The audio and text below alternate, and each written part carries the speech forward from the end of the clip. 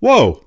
Why didn't y'all tell me how badly you wanted more History of the Earth videos? In the time since we finally finished the Triassic period, we've gone from this to this. But now it's time to move forward. We now find ourselves in a scene that seems eerily familiar. 200 million years ago, the world was once again in a state of recovery after having a massive percentage of life being wiped out by some sort of massive cataclysm. In fact, at this point, we have now witnessed 4 of the 5 big mass extinctions that have taken place within our current eon.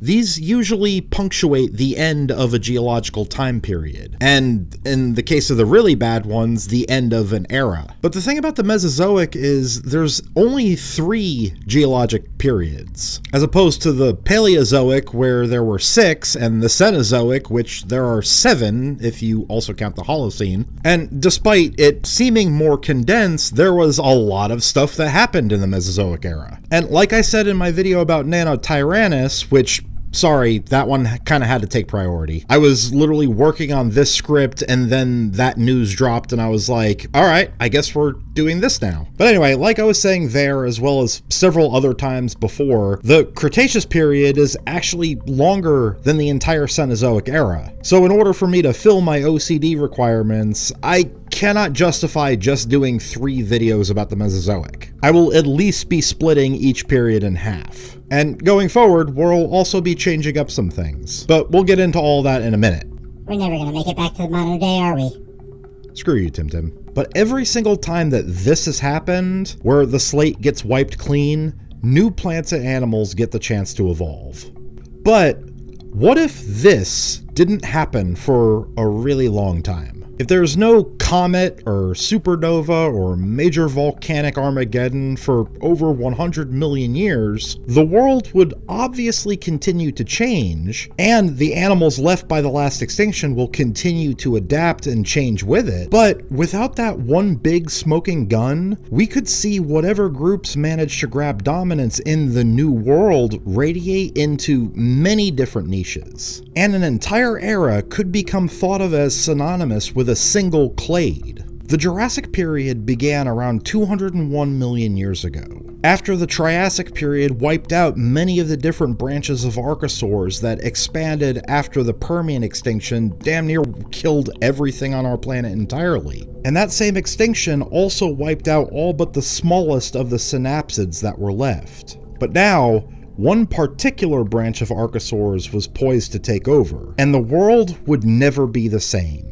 This is the chapter of their rise, as well as how everything around them managed to survive, in the early Jurassic world of the dinosaurs.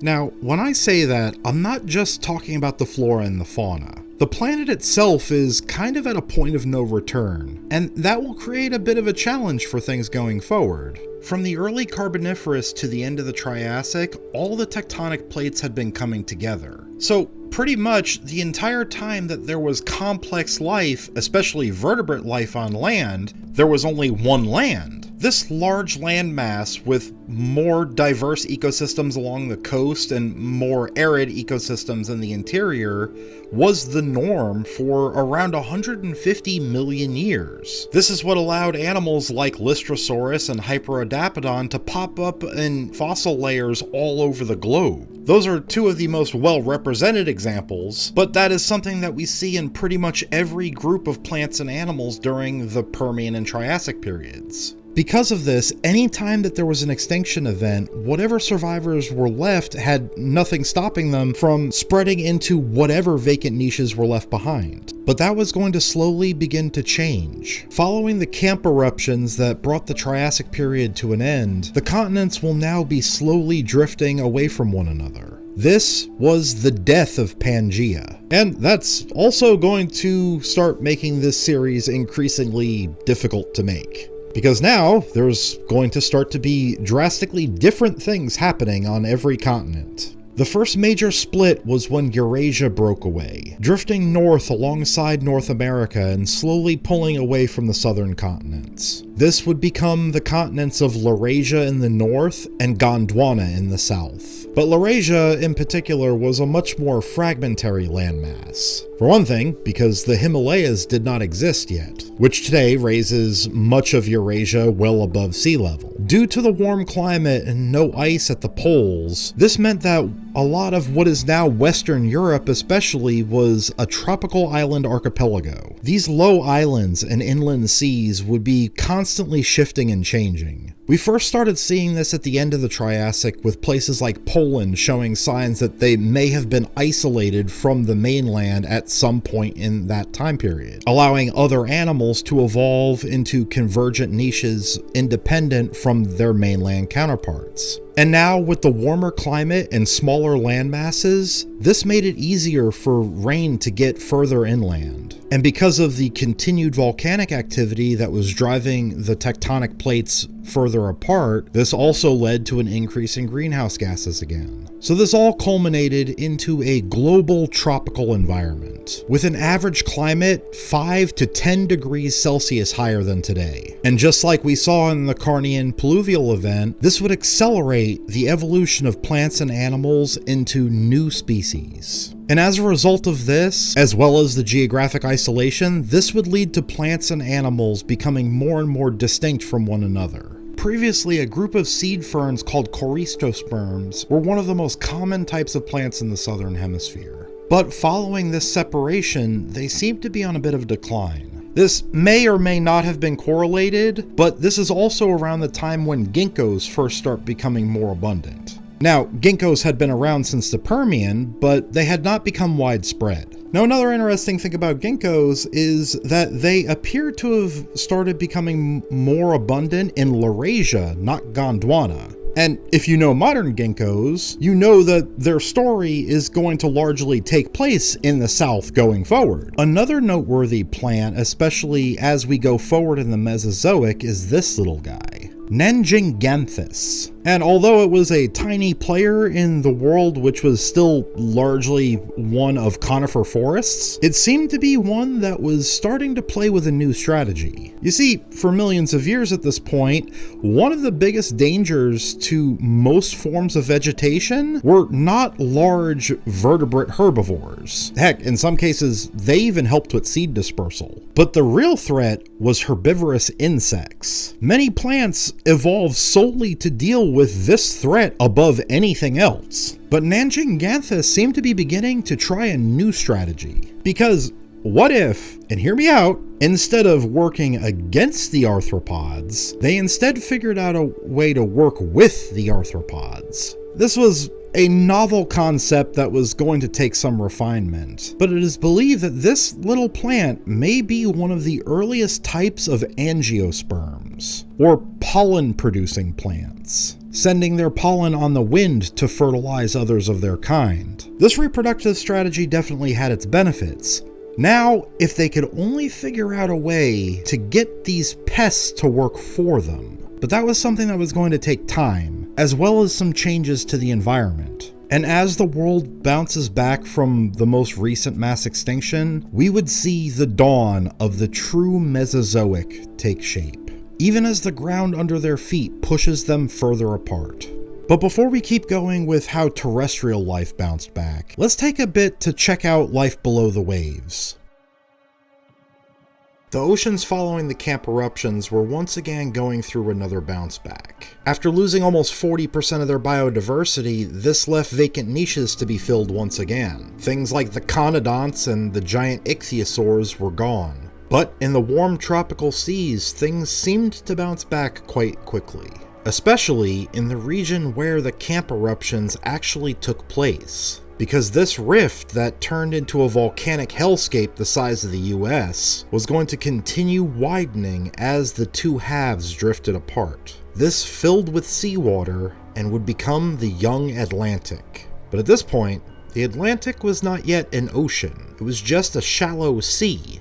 And places like this likely made for the ocean's quick recovery during this time. When you have more shallow seas like this, more light can make it to the sea floor. This equals both warmer temperatures as well as more different types of marine plants being able to evolve. And just like that, you have the base level of a food web. One group of invertebrates that seemed to do extremely well in the post-Triassic ocean was the cephalopods. And honestly, in my opinion, cephalopods are actually a little bit annoying to study. Mostly because, well, for the most part, they don't have bones, therefore there really isn't much to fossilize. And because we know that they've been around likely since the Cambrian and major players in the environment since the Ordovician, there are definitely tons of cephalopods that have existed that we don't know anything about, just because they don't exist in the fossil record. But the obvious exception to this rule is the cephalopods that had hard shells, and this is when that group would explode in diversification. The ammonites, which had been knocked down to only a single genera in the Triassic extinction, had exploded into at least 14 different groups in the first half of the Jurassic. But they would be arguably not the most impressive cephalopods during this time, because we also see the second coming of the carrot krakens, the belemnites. Which, yes, they do look an awful lot like Orthoceras. At least their fossils look pretty similar at a glance. But the difference between these guys and the cone-shelled cephalopods of the past, and their spiral-shelled contemporaries, was the skeleton of the belemnites was not an external shell. It was an internal, bullet-shaped skeleton. Which is why, going forward, I will refer to them not as carrot krakens, but as bullet krakens. And, being built like a bullet, these guys were actually thought to be pretty fast, coupling their jet propulsion with their rigid bullet-shaped skeletons to be a masterpiece in hydrodynamics. And some of them actually got pretty big too, with Megateuthus reaching between 2 and 3 meters long. One of the best places today to find fossils from the dawn of the Atlantic is along the southern coastline of the UK. Referred to as the Jurassic Coast, this site gives us a great deal of information and is one of the main locations where fossils from this time in Earth's history can be found. Now, besides the invertebrates, we see that across the young Atlantic there was another explosion taking place. Another group that we see drastically diversified during this time are the fish. And unlike the fish that we've talked about before, like the armored placodonts and the sharks, these are more familiar fish. Although they have existed before now, this is when the ray-finned fish really started to diversify.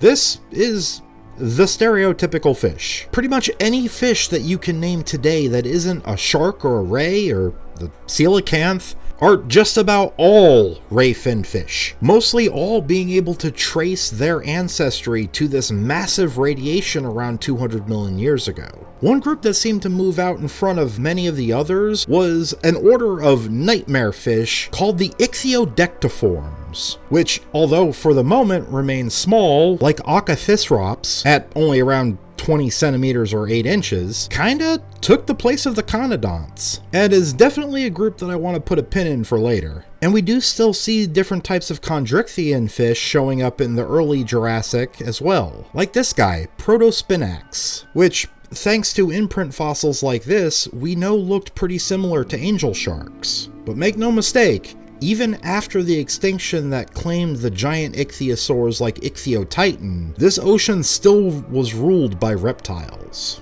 This is when Ichthyosaurus, arguably the most famous of the ichthyosaurs, lived, hence being the namesake for the entire family. At about 3 meters long, it was one of the more modestly sized of these marine reptiles, but its speed in the water made it perfect for hunting the fish and bullet squids that it shared its ocean with. One that would take hydrodynamics to an even greater extreme was Erinosaurus, who honestly looks like a cross between an ichthyosaur and a swordfish. And there was actually a brand new genus just recently named by Dean Lomax called Zyphodracon, whose name literally means sword dragon. And this discovery came from a very complete specimen that was also found on the Jurassic Coast. And we see even more variety in this family in species like Suvovoliathan, with a longer, more streamlined body than these other ones. All this to say that although some might say that the ichthyosaurs' glory days were behind them, they actually exploded in diversity following the Triassic extinction, with Ichthyosaurus seeming more well adapted to hunting in the shallows, while the others seem to be more adapting for the open ocean.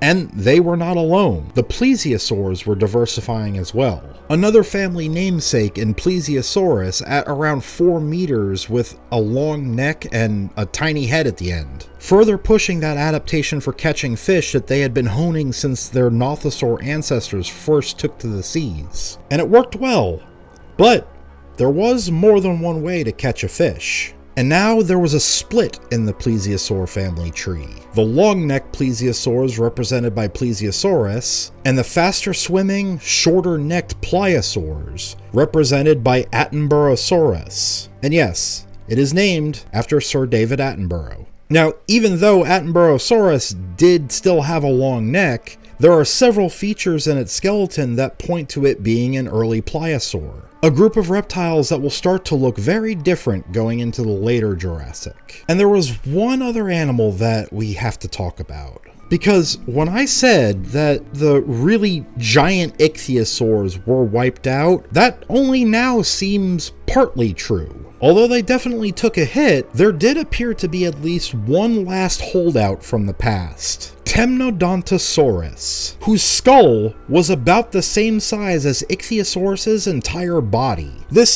16-meter or 52-foot long leviathan was the largest animal in the oceans at this time, solidifying its spot as the apex predator in this new marine world. And also, along the coasts, we even have a newcomer to this environment. A group of animals that, although we do tend to associate them with water, we don't normally think of them as oceanic. But, admittedly, with the balance of power shifting on land the way that it was, that strategy might start to make sense. Arguably, this world has already belonged to the Archosaurs for close to 50 million years. All through the Triassic, we saw a multitude of different forms evolve from this clade, competing with each other as well as other groups of terrestrial animals around at that time. But in the warm tropical forest that appeared across the fracturing continent, one group of Archosaurs would quickly rise to dominate the land: the dinosaurs. Now, before we get into the first great expansion of the dinosaurs, I feel like I need to touch base on some things that I talked about in the last episode. Because there's actually two conflicting schools of thought, and I only covered the older one before. The original proposed family tree for Dinosauria looks like this, with the sauropods and theropods on the Saurischian branch, the Herrerasaurs on their own branch, and everything else in the Ornithischian branch. But new research suggests that the theropods may have been members of Ornithischia, which could make sense. After all, the name Ornithischia means bird-hipped. And if you already know where this family is going, then you know that that would make the most sense. In the past, it was proposed that the theropods and the other groups of dinosaurs may have evolved these bird-shaped hips convergently. But I would like to stress that this is another one of those times where more data is needed to answer this question definitively one way or another. One of the biggest factors missing right now is lacking fossil evidence of the other Ornithischian dinosaurs from the late Triassic period. But I wanted to present this as a possible alternative origin story so you can consider both sides of this. Regardless, up until now, the three main groups of dinosaurs were the long-necked sauropodomorphs, the mostly bipedal carnivorous Herrerasaurs, and theropods. And unfortunately, this is where the buck stops on the Herrerasaurs. They didn't make it through the Triassic. The basal sauropodomorphs quickly moved into the most common large herbivore spot, much like they were already doing throughout most of the world at the tail end of the Triassic. Just kind of kept doing their thing, semi-bipedal in some species and filling the mid to high browser role. And it definitely worked, exploding into a myriad of different species across Laurasia and Gondwana. Masopondylus and Ceratosaurus in what would one day be South Africa, Ankylosaurus in Europe, Jingshanosaurus, Yuanosaurus, and Yemenosaurus in China, and we finally start to see the Ornithischian dinosaurs start turning up around now too. And this is also why we know that there's still a bunch to learn about the early evolution of this group, because they first turn up in the fossil record as animals like this, Scutellosaurus and Scelidosaurus, which low-key might be some of my favorite early dinosaurs. As you can probably guess, this guy is actually one of the earliest members of the armored dinosaurs, or the Thyreophorans, a group that has a big history ahead of it, and already has some of the defensive tools to protect it from attack from the terrors that were evolving alongside it. So with that, we have the big browsing sauropods and the armored Thyreophorans. Now, to get into the little fleet-footed guys. The Heterodontosaurs. This group of what I can only describe as dinosaur goblins might be the ugliest dinosaurs ever. Like, look at some of the art of these things. To quote Lindsay, heinous. And if you've ever played Ark Survival Evolved, I know that you share my disdain for these vermin. Because they put pegomastics in the game, and they steal your stuff. But whatever they were doing with their gross little tusked faces, they appeared to be doing quite well. And there's actually all kinds of theories about what they were using their tusks for. And there's actually also theories on whether or not they were fully herbivorous or omnivores, possibly using their tusks in a similar way to pigs to be able to root for bugs and roots, as well as using them as a weapon or a way to attract mates. But either way, they start popping up all over the place, they're gross, and I'm done talking about them. With all these different prey species filling out the food web, inevitably, something was going to come along to step into the predator role. And with the previous top predators like the Herrerasaurs, the Rawasuchians, and the Poposaurs now extinct, the theropods were poised to take over. They began getting larger and spread across the land, starting with the early species in China called Sinosaurus, and becoming top predators of their day like Monolophosaurus and Dilophosaurus, whose names are pretty self-explanatory: single-crested lizard and two-crested lizard, all of these reaching around 20 feet long. Ironically though, these two animals are actually not closely related. Dilophosaurus in North America is actually a relative of older theropods like Coelophysis, and Monolophosaurus, also from China, is related to another family of theropods that will start to expand going forward in the Jurassic called the Megalosaurs, who we'll be getting more into in a bit. Which means that these crests were probably evolving convergently in different branches of the theropods. Wait, isn't Dilophosaurus the venomous dinosaur with the frill from Jurassic Park? Tim, that might be the single most irritating thing that you have ever interjected with. I don't even know where to begin with how dirty they did Dilophosaurus in those movies. I give Jurassic Park a pass on more things than most people, but this is the worst depiction of a dinosaur in the entire franchise until you get into actual Frankenstein's monsters that look like rejected concept designs from Jim Henson Studios. One day, I will make a video dedicated to Dilophosaurus, but for now, just know that there is absolutely no evidence to suggest that the animal was venomous, had a frill, and it was also about 4 times the size of the animal depicted in the movie. In my opinion, these crested killers were so much cooler than what we got in the movie. And as I was saying, my guess would be that in the thick jungles of the early to middle Jurassic, these crests could have been something similar to what we see in modern cassowaries today. It wouldn't have been used much for combat, but maybe a little bit of head protection when running through the forests after dino goblins, and also being used as a display structure to attract mates. Most of these theropods were getting larger, but they also were still very gracile and leaner built. But there were some more robust carnivores starting to evolve as well, like Saltrio-Venator, which admittedly is a species that we don't know a ton about since we've only found one fragmentary specimen that was named in 2018. But I mention it here because it's believed to be an early relative of another group of carnivorous dinosaurs that will become more prominent in the future.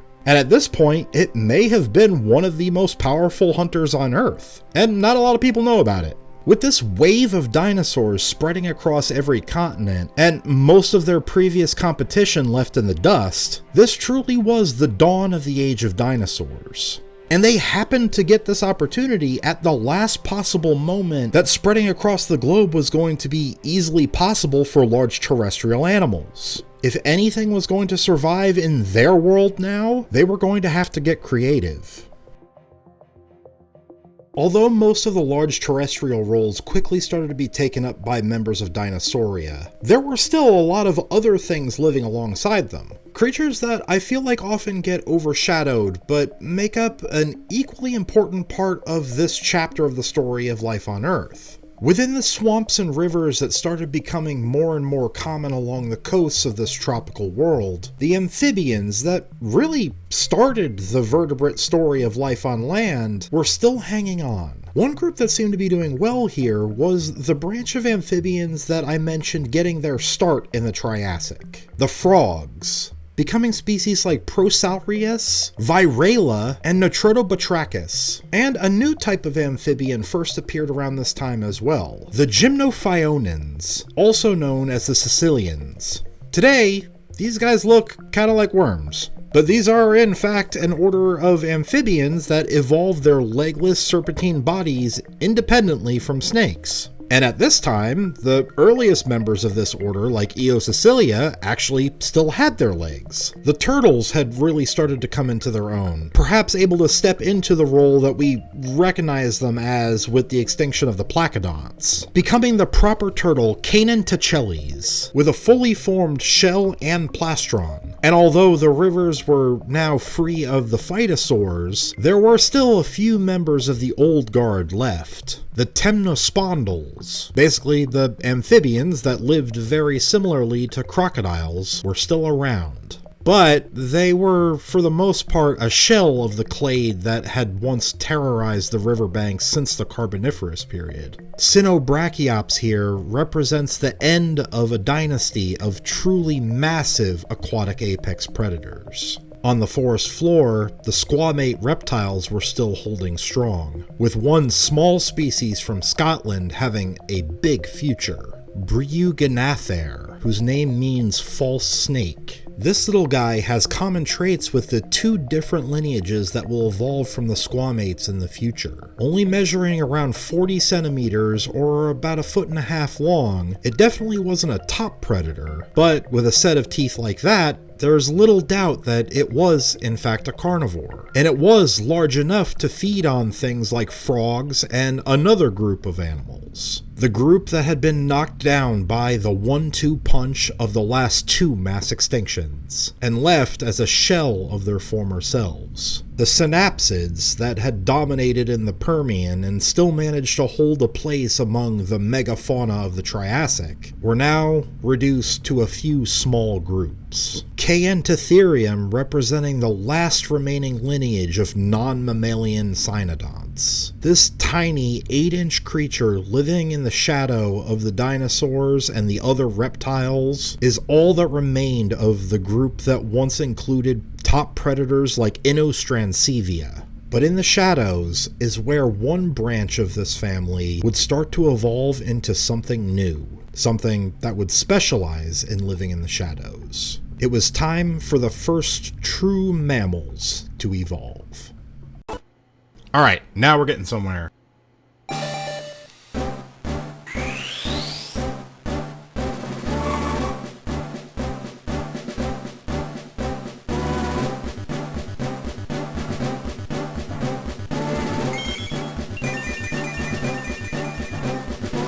We've achieved mammal, I think.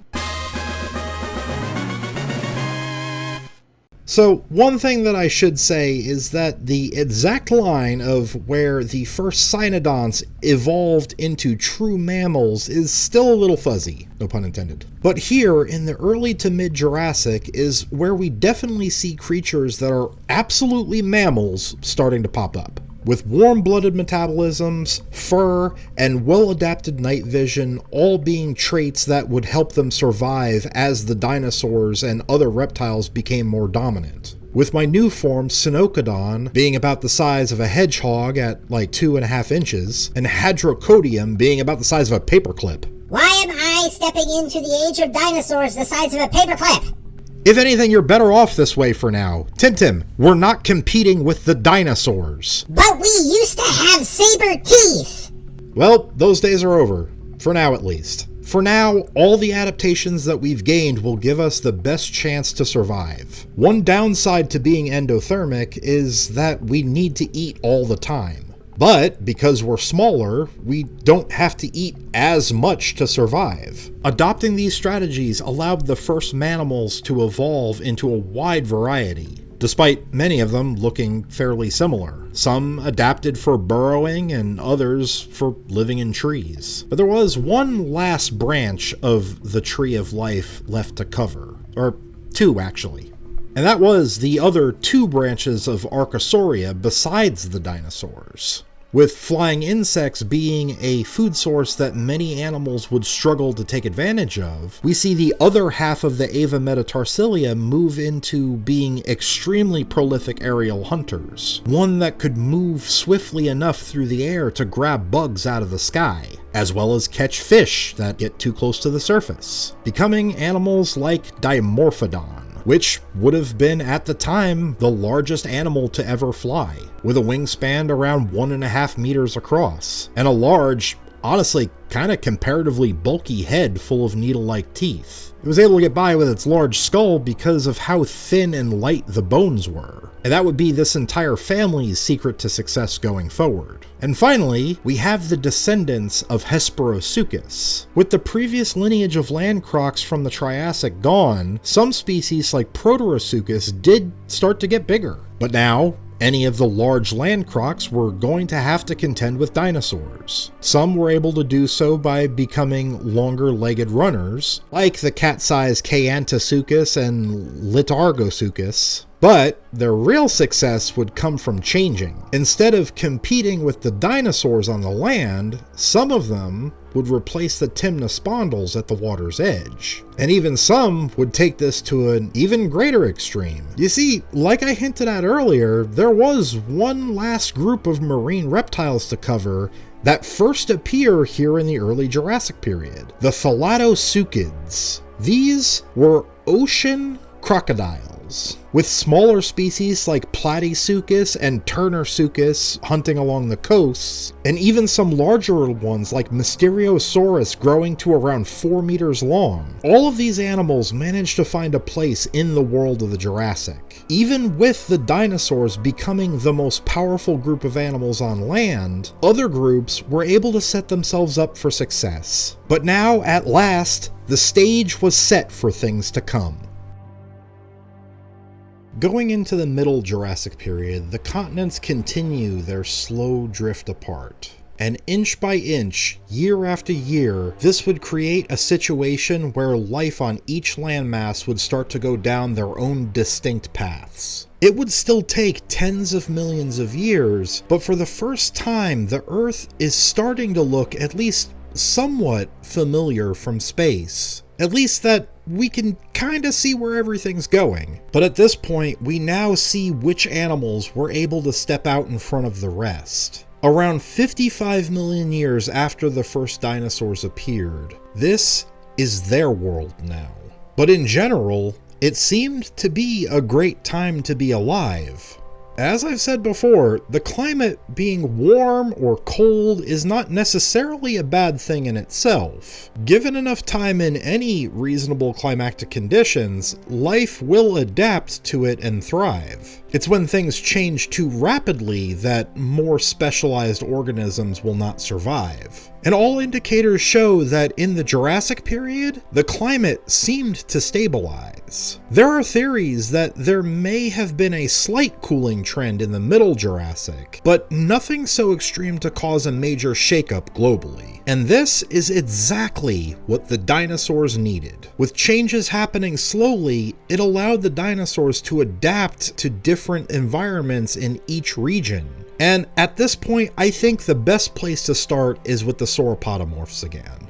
One could argue that they really were the first clade of dinosaurs to really take over as megafauna. Different members of this group had been reaching truly impressive sizes ever since we came out of the Carnian Pluvial event. And now, they were going to solidify that fact, with some breaking the mold like Volcanodon, which was around 11 meters or 36 feet long, or Barapasaurus, a sauropod reaching up to 14 meters or 50 feet long. And if you've been paying attention, yes, the sauropods at this time are the largest land animals to have ever lived, and they will continue to break this record repeatedly going forward. But in order to do that, they were going to have to make some changes to their biology. First one being that they had to give up bipedalism.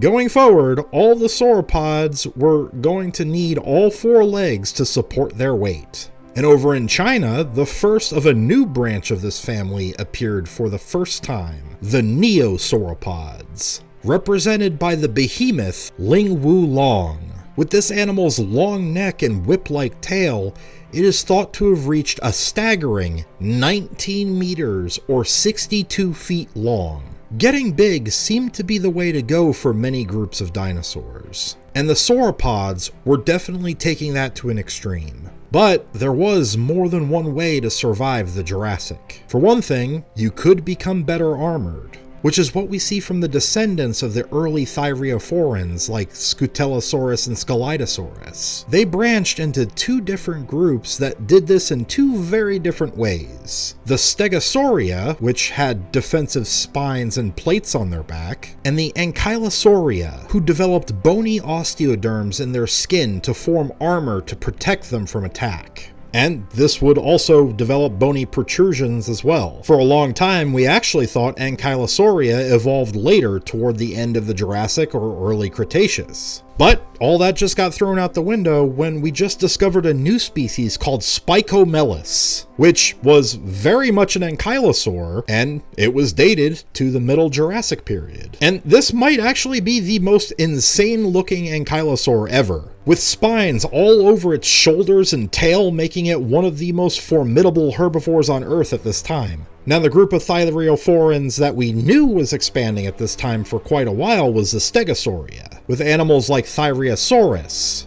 So, since they were obviously living alongside one another for much longer than we first thought, the new theory is that these two distinct clades of thyreophorans evolved early on in the Jurassic, diverging from the earlier members like Scutellosaurus. Another little guy that I have to mention is this, Puleosaurus. Now, it looks in a lot of ways very similar to the little heterodontosaurs, only maybe a little less hideous. And it is an ornithischian, like the ankylosaurs, stegosaurs, and heterodontosaurs. And it probably did use a very similar strategy to the heterodontosaurs at this time to avoid predators, being fast runners. But this little one is one of the first members of Neoornithischia, which is a family that will become much more diverse and impressive in the future. Now, like I said, the climate of the Jurassic period was pretty stable, but looking at some of these different types of animals, it was still pretty clear that there was evolutionary pressure being put on them. If not from the environment,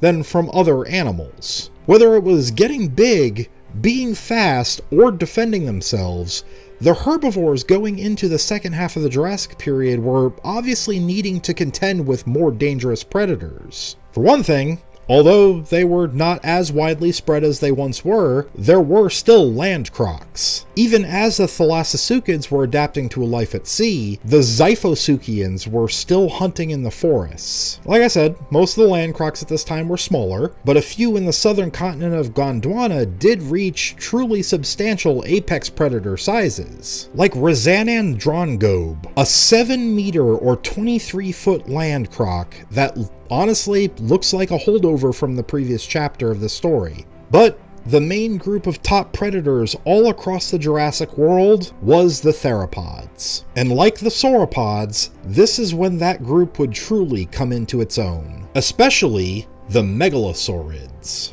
spreading across Laurasia from what is now Europe, becoming top predators on the land like Duriavenator, Eustreptospondylus, and Megalosaurus. Megalosaurus being a very important dinosaur in the history of our understanding of all of this, because Megalosaurus was actually the first dinosaur ever named. So one day, this is actually a dinosaur that I would love to make a spotlight video about. But there were also other types of theropods as well, like the 14-foot-long Pianzitskysaurus, which, that's pretty much mid-sized at this point, smaller than many of the megalosaurs, but its skull bears a striking resemblance to a group of meat-eating dinosaurs that will be very prominent in the next chapter. As we see life finally start to settle after the rocky road that got us here, the animals are now starting to branch into levels of diversity that we had never seen before. The pressures put on by the climate and geographic changes may not be as great as they had once been, but they did still exist. The most extreme example of this that we know of was here in Antarctica, but it didn't look like this. Instead, it was something in between a temperate and semi-tropical conifer forest. As this landmass slowly moved further south, it would keep getting cooler, as well as spending more and more time in extended periods of darkness during the winter, just like we see in the poles today.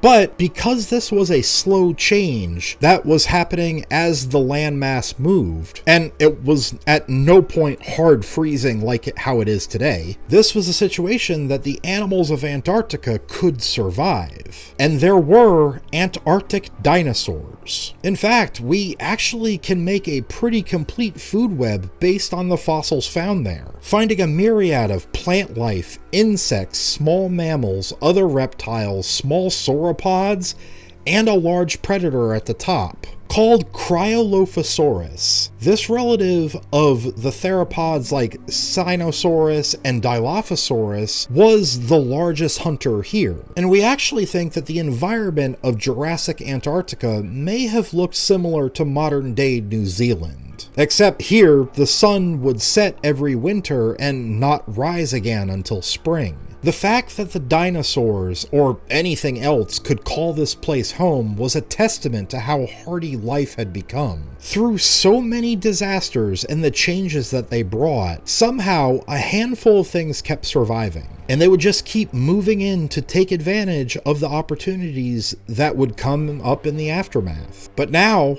life seems to be entering a bit of a golden age, especially for those descendants of the one branch of Archosaurs from the Middle Triassic period. And I'm not just talking about the dinosaurs either. The flying reptiles were also continuing to get larger. We used to think that the pterosaurs remained smaller until the Cretaceous period, but that was until the discovery of this animal, Dirk. Yes, that is its name. This is a rhamphorhynchoid pterosaur with a 3-meter wingspan, once again breaking the previous record for the largest animal to fly at this point. But this, like the largest land herbivore, largest land carnivore, largest marine animal, all these records are made to be broken, and they will. By around 170 million years ago, life seems to have finally left the hardships faced during the Permian and the Triassic periods in the past. The age of the dinosaurs was now in full swing, and it's only going to get more impressive from here. When people think of dinosaurs as primitive animals, that's an opinion that comes from a massive lack in understanding, because this story is just getting going. And I really love that I've been given the opportunity to tell it to you all. One thing I want to say before I go is that if it isn't already obvious, the Mesozoic history of the Earth will not be able to be finished by Christmas. I don't even know why I said that in the last episode, but realistically, if I'm going to keep going into as much detail as I have been, I can't rush this. And I feel like the overwhelming majority of comments I've gotten have been very understanding of that. So I will definitely be continuing forward with this, but I'm going to stick to what I said at the beginning of the year. The next History of the Earth will come out when it's ready, but it will be sooner rather than later. I also want to be able to talk about other things, especially making content getting more in depth about individual species and family groups and individual environments. And as always, I want to thank everyone for watching this video to the end. Have a good one, everybody.